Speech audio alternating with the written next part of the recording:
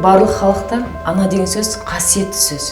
Адам баласы қанша жаста болса да, мейірім бастауы сияқты анасын қадір тұтады. Ана болу деген не? Бала көтеру, сосын оны дүниеге әкелу.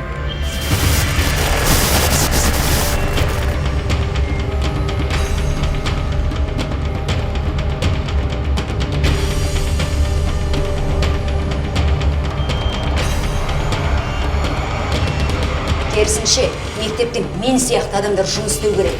Бұларды қорқытып, жазалап тұрып тәрбиелеу керек. Сонда ғана олардан бір нәрсе шығады.